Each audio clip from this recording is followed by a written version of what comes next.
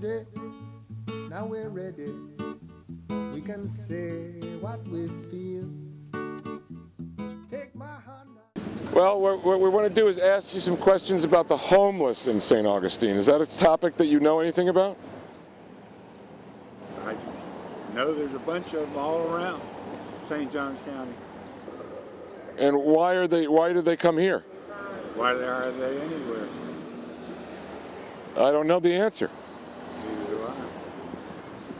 But I mean, St. Augustine's got its homeless society just like every other town does. It does, doesn't it? It's the way of the world right now. It is the way of the world.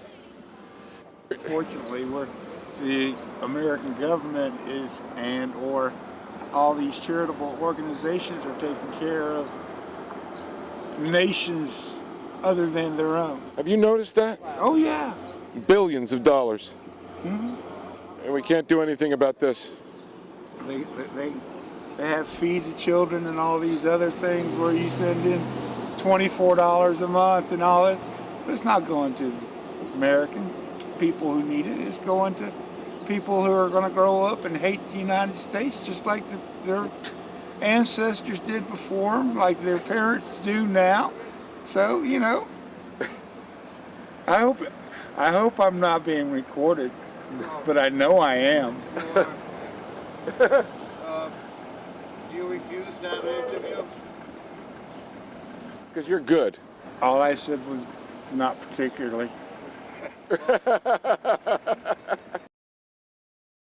I don't think anyone has the right to sit back and try to play dime store psychologist and say, oh, that man's homeless because he wants to be, but that's wrong. You don't live in that man's shoes. You haven't gone through what that man went through. I mean, he may have lost his whole family in a car accident at a red light, you know?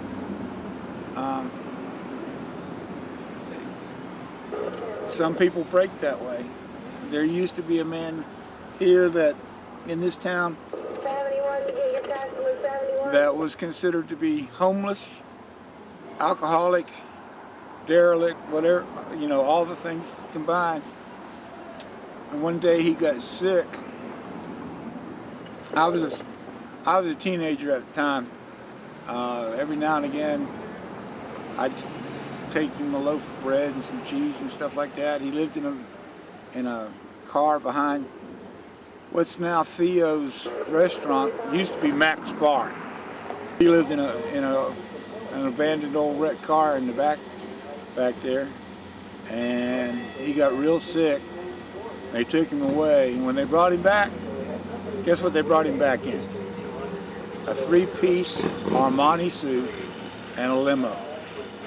Turns out that the man was worth over $6 million. He'd been a New York Stock Exchange trader and burn out real bad.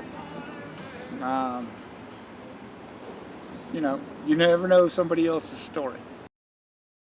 $1 a day, that will at least put food in her stomach and clothes on her back. Thanks a lot. I didn't read that. Can I have a Oh, of course. You can have one of these. I can also give you a business card thing. You can know who we are. Oh, I can see CNN. No, I ain't. No. This is my language school. Okay, I gotta run. All right, cool. Thanks for that. I guess what I'm saying, a long story short, is I'm one of the ones that they won't help in their own country. Yeah, exactly. I can get a picture of the cab driving away. I can't even get the stuff that I've worked for all my life, called Social Security and Disability benefit. Right. I'm here. Bye-bye. Bye.